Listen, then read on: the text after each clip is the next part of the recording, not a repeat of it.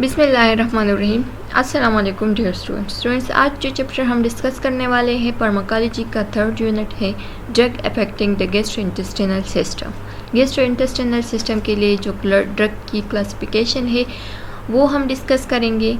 उस पहले तो हम जीआई के बारे में थोड़ा डिस्कस करेंगे, एनाटॉमी एंड फिजियोलॉजी के बारे में, फिर इसके बाद हम उसके ड्रग की क्लासिफिकेशन के बारे में स्टडी करेंगे। तो आप लोगों ने ये पढ़ा होगा कि गैस्ट्रोइंटेस्टाइनल ट्रैक्ट कैसा होता है, एसोफेगस से स्टार्ट होता है और एनएस पे ख़त्म होता है। ग्लैंड ऑफ द स्टमक में कुछ ग्लैंड पाए जाते हैं जिसमें हमारे साथ कार्डियक ग्लैंड मौजूद है। Cardiac gland they are primary secret mucus, जो कि म्यूकस सिक्रेट करता है। हाइलोरिक सेल है, दे सिक्रेट गेस्ट्रीन, जो कि गेस्ट्रीन को सिक्रेट करते हैं, जो कि प्रोड्यूस होती है जी सेल से, और ये म्यूकस भी सिक्रेट करते हैं साथ साथ में। गैस्ट्रिक सेल जो है ना, ये क्या सिक्रेट करते हैं, ग्लैंड सिक्रेट हाइड्रोक्लोरिक एसिड, जो कि हमारे साथ HCl है, वो सिक्रेट करते हैं, and intrinsic factors. The cell of the gastric gland are the largest in number and the primary importance when discussing acid control.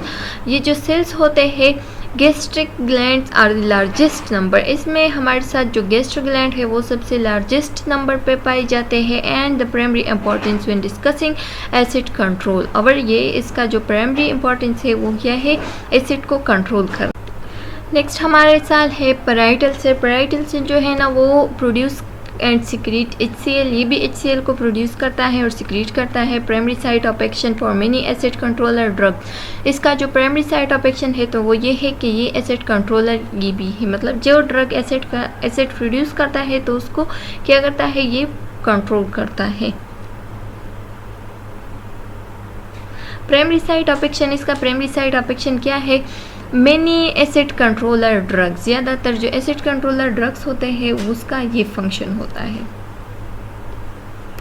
Hydrochloric acid, अब HCl क्या है, secret by the parietal cell, जो कि parietal से secrete करता है HCl को। When stimulate bye food, जब हम कोई फूड को इंटेक करते हैं तो ये जो HCl है वो प्रोड्यूस होती है, और ये कहाँ से प्रोड्यूस होती है, पैराइटल सेल से प्रोड्यूस होती है। मेंटेन स्टमक एट पेच, जो पेच होती है स्टमक की वो 1/4 होती है, ये मेंटेन रहता है, ये हमारे साथ एक नॉर्मल स्टमक का पेच होता है।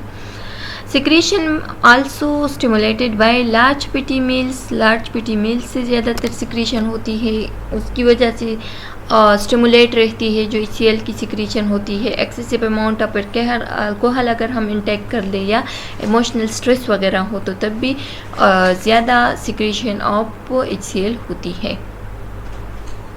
Cell of the gastric gland, फिर चीफ सेल्स प्रेजेंट होते हैं। चीफ सेल जो है ना ये पेप्सिनोजन के सिक्रेट करते हैं, जो कि एफ्रो एंजाइम है। एफ्रो एंजाइम का मतलब ये है कि ये इनएक्टिव फॉर्म में होता है, जब ये एक्टिव बन जाते हैं तो ये पेप्सिन में कन्वर्ट होते हैं। जब ये पेप्सिन में कन्वर्ट होते हैं तो पेप्सिन का फंक्शन फिर ये होता है कि ये ब्रेकडाउन ऑफ प्रोटीन कर देती है। म्यूकॉइड सेल्स, म्यूकॉइड सेल जो है ना ये म्यूकस सिक्रेटिंग सेल होती है, म्यूकस को सिक्रेट करती है। Provide a protective mucus coat, ये एक प्रोटेक्टिव म्यूकस कोट एक लेयर चढ़ा देती है स्टमक पे, और स्टमक को बचा देती है HCl की क्या है डेंजर फॉर्म से, या HCl की ज़्यादा एसिडिटी की वजह से स्टमक को बचा देती है। Product against self digestion bye HCl, और ऐसे प्रोडक्ट्स को तैयार करती है जो कि सेल्फ डाइजेशन में क्या हो, HCl की सेल्फ डाइजेशन के अगेंस्ट हो। स्टमक लाइनिंग बेसिक, आप लोग देख सकते हैं ये स्टमक की लाइनिंग होती है। ये हमारे साथ क्या है, ये हमारे साथ प्री एपिथेलियल सेल है, जो कि जिसको हम म्यूकस भी कह सकते हैं। इसमें बाइकार्बोनेट्स होते हैं, सरफेस एक्टिव फास्फोलिपिड्स होते हैं। फिर इसके बाद हमारे साथ क्या आता है, ये हो गया प्री एपिथेलियल, फिर इसके बाद एपिथेलियल्स आता है, और लास्ट में हमारे साथ सब एपिथेलियल सेल होते हैं। आप लोग देख सकते हैं जो एपिथेलियल लेयर है, तो एपिथेलियल लेयर पे हमारे साथ बायोकार्बोनेट प्रेजेंट होता है, म्यूकस जेल प्रेजेंट होता है जो कि 7 इसका pH होता है, और ये भी प्रेजेंट होता है बायोकार्बोनेट। फिर उसके बाद है ये है माइक्रो सर्कुलेशन होता है, यहाँ पे प्रोस्टाग्लैंडिन सिक्रीट होती है। ये म्यूकोजा है first layer of the stomach, फिर इसके बाद सब म्यूकोजा है और लास्ट में हमारे साथ सिरोसा है। जो स्टमक का वॉल होता है। Gastric mucosal barriers. Gastric mucosal barrier में बताया गया है कि सरफेस म्यूकोजा सेल, जो सरफेस पे म्यूकोजा सेल प्रेजेंट होते हैं स्टमक में, स्टमक के किस रीजन पे, पाइलोरिक रीजन पे, वहाँ पे सिक्रेट होती है एक थिक अल्कलाइन रिच म्यूकस। वो म्यूकस क्या कर देती है, वो म्यूकस हमारे स्टमक के और ड्यूडिनम के जो एपिथेलियम है, जो कि लेयर ऑफ द स्टमक है, उसको बचा देती है, उसको प्रोटेक्ट कर देती है। किस चीज़ से, हार्श एसिड कंडीशन से, जो कि हार्शली एसिड कंडीशन होता है, जो कि हमारे स्टमक में पेप्टिक अल्सर काज कर सकती है, तो उससे हमारे स्टमक को बचा देती है। और इसको हम क्या कहते हैं, इस म्यूकोजल सेल्स को हम कहते हैं mucosal barrier, gastric mucosal barrier. The protective mucus barrier can be damage by infection. जो कि प्रोटेक्टिव म्यूकस बैरियर होते हैं वो क्या कर देते हैं, can be damage by infection, वो डैमेज हो सकती है, इन्फेक्शन वहाँ पे हो सकती है, या सर्टेन ड्रग जैसे कि एस्पिरिन वगैरह हो गए, जैसे कि हमारे साथ एनसाइड वगैरह हो गए, तो ये हमारे स्टमक को इन्फेक्शन, स्टमक में इन्फ्लेमेशन या इन्फेक्शन काज कर देती है, तो उसको हम बचा देती है किस चीज़ के ज़रिए, म्यूकोजा सेल के ज़रिए से, जो कि हमारे स्टमक पे एक थिक सा लेयर चढ़ा देती है और हमारे स्टमक को इन्फेक्शन से बचा देती है। Gastric acid secretion. अब गैस्ट्रिक एसिड सिक्रीशन कहाँ से होती है, जिसे कि हमने डिस्कस किया कि पैराइटल सेल प्रेजेंट होते हैं स्टमक पे, जो कि हाइड्रोक्लोरिक एसिड सिक्रीट कर देती है। हाइड्रोक्लोरिक एसिड हमारे साथ HCl होता है। Acid in the stomach function to kill bacteria, और ये एसिड क्यों प्रोड्यूस होती है, ताकि जो स्टमक पे जो बैक्टीरिया प्रेजेंट होती है तो उसको किल कर दे, and to aid digestion by solubilising food, और जो फूड हमने डाइजेस्ट किया है उसको सॉल्युबलाइज करे, उसको डाइजेस्ट करे। The acid is also important to establish the optimal pH। इस एसिड का एक अपना ही pH होता है, जो कि 1 to 4 pH है। एक ऑप्टिमल pH है, ये ना ज़्यादा हो जाती है ना कम हो जाती है, इसका ये अपना pH होता है, जो कि बिटवीन 1 to 4 होता है। एसिडिक कंडीशन होता है। From the function of the digestive enzyme pepsin, और इसका फंक्शन क्या होता है, इसका फंक्शन ये होता है कि डाइजेस्टिव जो एंजाइम्स होते हैं पेप्सिन, उस पेप्सिन के ज़रिए से फूड को डाइजेस्ट कर देती है। अ की प्रोटीन ऑफ एसिड सिक्रीशन। इस प्रोटीन का एक की इम्पॉर्टेंट पॉइंट्स होता है, जो कि क्या कर देती है, एसिड की सिक्रीशन कर देती है। इस एसिड में हमारे साथ प्रेजेंट है हाइड्रोजन, पोटेशियम, एटीफेज और proton pump. This protein which is present on membrane of parietal cell. ये वो प्रोटीन्स होते हैं जो कि पैराइटल सेल के मेम्ब्रेन पे प्रेजेंट होते हैं, जो कि यूज़ होते हैं किस चीज़ के लिए, energy derive from ATP hydrolysis to pump hydrogen ion into the lumen in exchange for potassium ion. Acetylcholine is a neurotransmitter that is released by enteric neurons. Histamine is a ferrocrine that is released from ECL cells. Gastrin is a hormone that is released by G cell located in the gastric epithelium. Somatostatin is also secreted by endocrine cell that of the gastric epithelium. It can act as either a paracrine or a hormone. यहाँ पे लिखा गया है, जो कि हमने already discuss किया, कि हिस्टामिन जो है ना ये पैराक्राइन से रिलीज़ होता है, जो कि ECL सेल से रिलीज़ होते हैं। गेस्ट्रिन जो है ना ये एक हार्मोन होते हैं, जो कि जी सेल से भी रिलीज़ होते हैं। फिर हमारे साथ जो सोमेटोस्टैटिन है तो वो सिक्रेट होते हैं एंडोक्राइन सेल से, और इसी तरह से ये सिलसिला जारी होता है।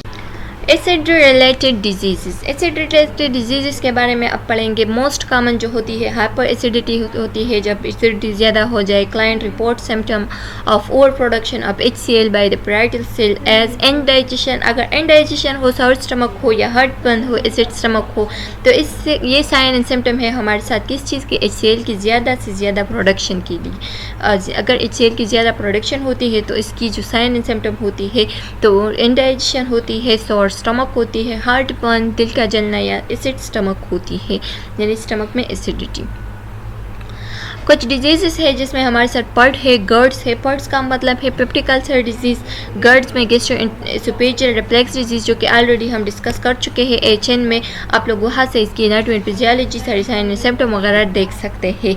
हेलिकोबैक्टर पाइलोरी जो कि H पाइलोरी है, ये भी हमने ऑलरेडी डिस्कस किया है, जो कि हमारे गैस्ट्रोइंटेस्टाइनल ट्रैक्ट में 90% पेशेंट का जो प्रॉब्लम होता है तो वो H पाइलोरी की वजह से क्या ड्यूडिनल अल्सर या गैस्ट्रिक अल्सर बना होता है। And 70% does with gastric ulcer, और 90% जो होते हैं 90% पेशेंट H पाइलोरी के साथ वो ड्यूडिनल अल्सर के पेशेंट्स होते हैं, और 70% ऐसे पेशेंट होते हैं जो कि H पाइलोरी की वजह से गैस्ट्रिक अल्सर बना हुआ होता है। कम्बिनेशन थेरापी इसमें यूज़ होते हैं। कम्बिनेशन थेरापी हमने डिस्कस किया है कि ट्रिपल थेरापी है और फोर्थ थेरापी भी यूज़ हो सकती है। गैस्ट्रोइंटेस्टाइनल डिसऑर्डर में हमारे साथ फिर और क्या है, गैस्ट्रोएसोफेजियल रिफ्लक्स डिजीज़ है, पेप्टिक अल्सर डिजीज़ है, नाजिया एंड वोमिटिंग है, नाजिया है, वोमिटिंग है, इमेसिस जिसको हम कह सकते हैं, डायरिया है एंड कॉन्स्टिपेशन है। अब एक एक डिजीज़ को हम डिस्कस करेंगे और इसके लिए जो भी ड्रग्स यूज़ होते हैं तो उसको भी वहाँ पे डिस्कस करेंगे। अच्छा, drugs use for peptic ulcer and gastro-oesophageal drug disease, वो ड्रग जो कि यूज़ होते हैं पेप्टिक अल्सर के लिए और गैस्ट्रोएसोफेजियल यानी गर्ड्स के लिए। नाजिया एंड वोमिटिंग के लिए कौन से ड्रग्स यूज़ होते हैं, जिसमें हमारे साथ स्पेशली कीमोथेरापी हो जाती है, इंड्यूस्ड इमेसिस, इमेसिस वोमिटिंग को कहती है। डायरिया के लिए जो ड्रग्स यूज़ होते हैं एंड कॉन्स्टिपेशन के लिए। अब एक एक को हम डिटेल के साथ डिस्कस करेंगे। Peptic ulcer disease, peptic ulcer disease क्या होती है, जब हमारे स्टमक में या हमारी ड्यूरिनम में उसकी जो लाइनिंग होती है उस पे इन्फेक्शन हो जाती है, उसमें इन्फेक्शन हो जाती है, इन्फ्लेमेशन हो जाती है, तो उसको हम कहते हैं peptic ulcer disease. And ulcer is the stomach is known as, अगर स्टमक में अल्सर है तो उसको हम क्या कहते हैं, गैस्ट्रिक अल्सर कहते हैं। अगर इंटेस्टाइन में है, first part of the intestine है, तो उसको हम ड्यूडिनल अल्सर कह सकते हैं।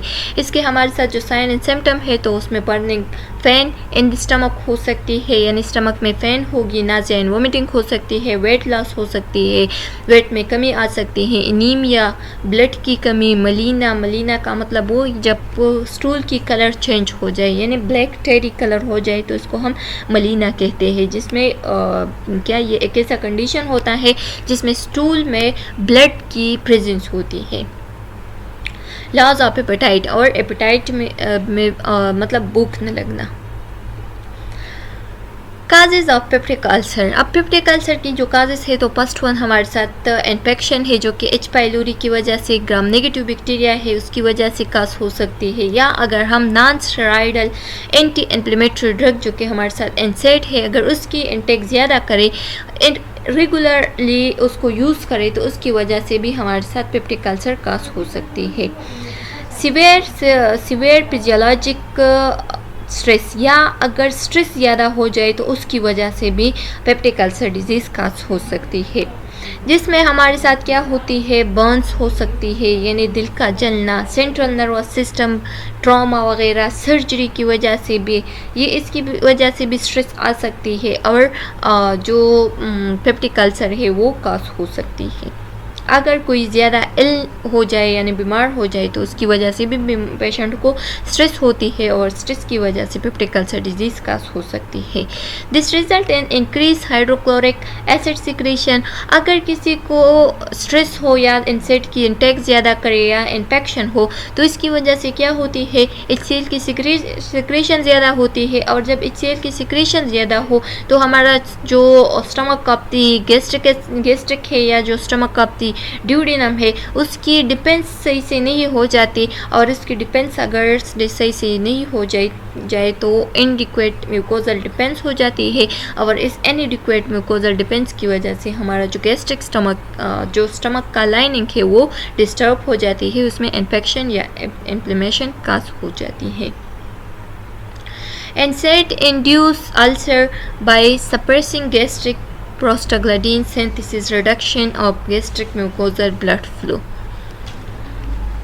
अगर हम इंसेक्ट की इरेगुलरली इंटेक करें, मतलब रेगुलरली इंटेक करें, इंसेक्ट को हम बार बार इंटेक करें उसकी, तो इसकी वजह से हमारा जो लाइनिंग ऑफ द स्टमक है वो क्या हो सकती है, उसमें ये आप लोग देख सकते हैं, उसमें इन्फेक्शन या इन्फ्लेमेशन का हो सकती है, जिसकी वजह से हमारे जो स्टमक है उसमें पेप्टिक अल्सर डिजीज़ का हो सकती है।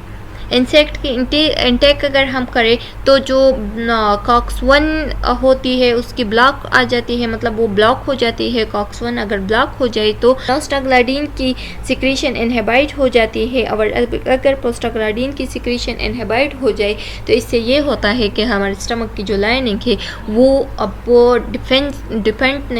अब प्रोटेक्ट नहीं रहेगा, और जब उसकी प्रोटेक्शन नहीं हो जाए सही से तो तब हमारा जो लाइनिंग ऑफ द स्टमक है वो वहाँ पे इन्फेक्शन का हो सकती है।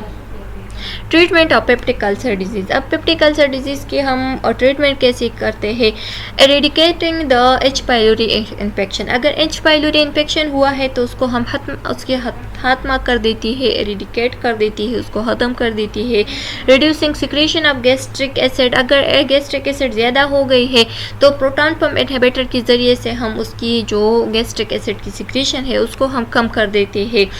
Providing agent that protect the gastric mucosa. ऐसे एजेंट हम प्रोवाइड कर देते हैं या इंटैक्ट कर देते हैं, जैसे कि हमारे साथ में जो प्रोस्ट्रोल हो गए या सक्रालपेट्स हो गए, ये ऐसे एजेंट्स होते हैं जो कि गैस्ट्रिक म्यूकोजा को क्या कर देती है, उसको प्रोटेक्ट कर देती है किसी डैमेज से। न्यूट्रलाइज गैस्ट्रिक एसिड, और वही बात है कि गैस्ट्रिक एसिड को हम क्या करेंगे, न्यूट्रलाइज करेंगे, यानी एंटासिड वगैरह लेंगे। Drug for peptic acid ulcer and GERDs. GERDs या पेप्टिक अल्सर के लिए जो ड्रग्स यूज़ होते हैं तो उसमें हमारे साथ क्या है, एंटासिड है, म्यूकोजल प्रोटेक्टिव एजेंट्स है, प्रोटॉन पंप इनहिबिटर है, H2 रिसेप्टर एंटागोनिस्ट है, प्रोस्टाग्लैंडिन है एंड एंटी माइक्रोबियल्स है। अब इन सारे ड्रग्स को एक एक करके डिटेल के साथ पढ़ेंगे, इसका मैकेनिज्म ऑफ एक्शन क्या है उसको भी डिस्कस करेंगे।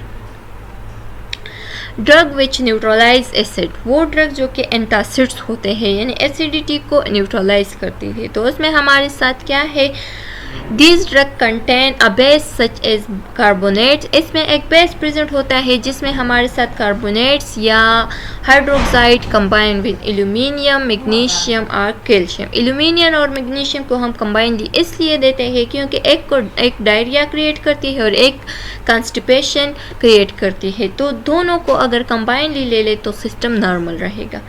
The base combine with excess hydrogen ion H in the stomach and thus increase the pH। और ये अगर हम combinedly दे दें ये बेस तो इसकी वजह से क्या हो सकती है, हाइड्रोजन आयन की एक्सेसिवली रिलीज हो सकती है, और जिससे उस एक्सेस हाइड्रोजन आयन की वजह से हमारा जो स्टमक होता है उसमें pH इंक्रीज हो जाती है, और जब pH इंक्रीज हो जाए तो एसिडिटी नॉर्मल रहेगी। इसकी एडवर्स इफेक्ट क्या है, constipation is the common side effect associated with. आप लोगों ने MCQs पॉइंट ऑफ व्यू से याद रखने हैं कि जो एल्यूमिनियम होती है उससे कॉन्स्टिपेशन क्रिएट होती है, उसकी साइड इफेक्ट में कॉन्स्टिपेशन होती है, और जो मैग्नीशियम होती है तो इसकी साइड इफेक्ट में डायरिया होती है। तो अगर ये कंबाइनली ले ले तो क्या हो सकती है, जो सिस्टम होगा वो नॉर्मल रहेगा।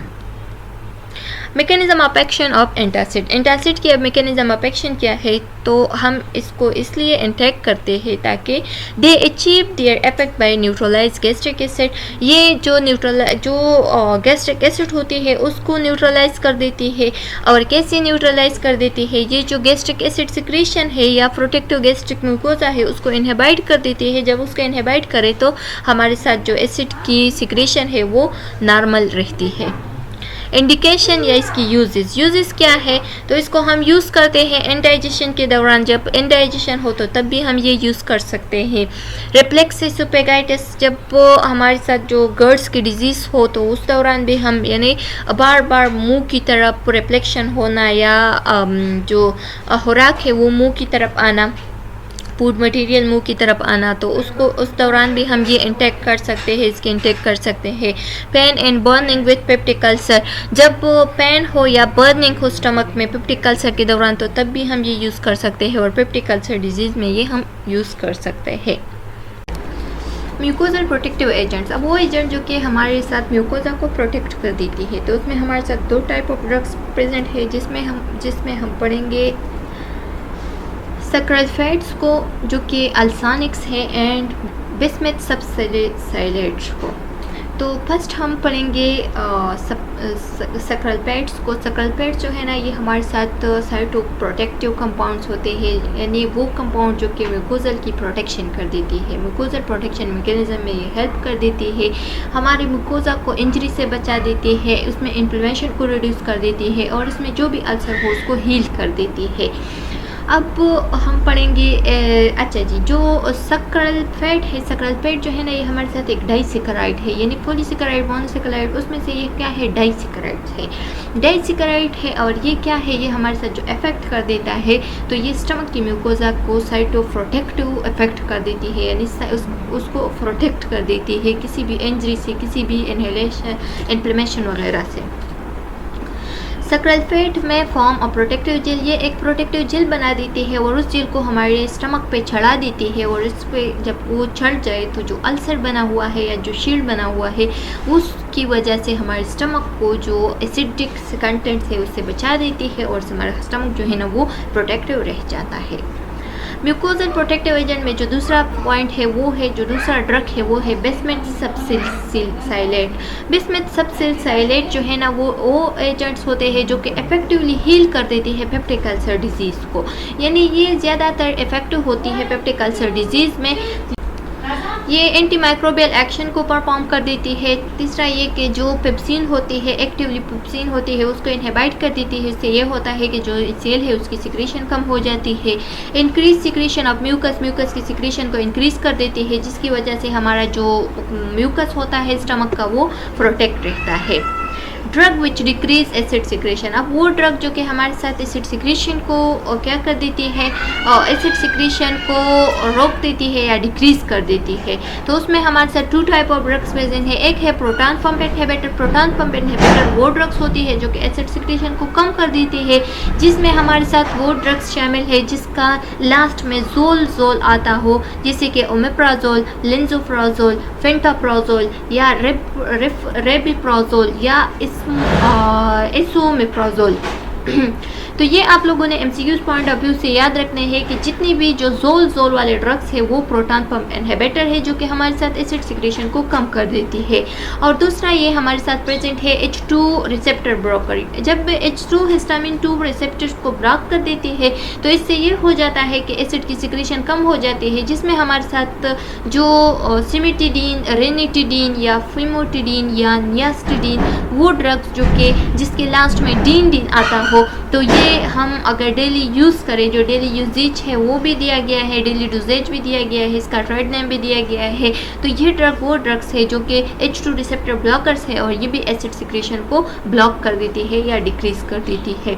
चलो स्टूडेंट्स, उम्मीद है कि यहाँ तक आप लोगों को समझ आ गया होगा। यहाँ तक हमारा जो चैप्टर है वो हाफ हो गया है। नेक्स्ट वीडियो लेक्चर में इस चैप्टर को हम क्लियर करेंगे। उम्मीद है कि आप लोगों को ये चैप्टर समझ में आ गया होगा। सब्सक्राइब करें, कमेंट करें, प्रेस द बेल आइकन ताकि नेक्स्ट वीडियो का नोटिफिकेशन आप लोगों को बहुत जल्द मिल सके।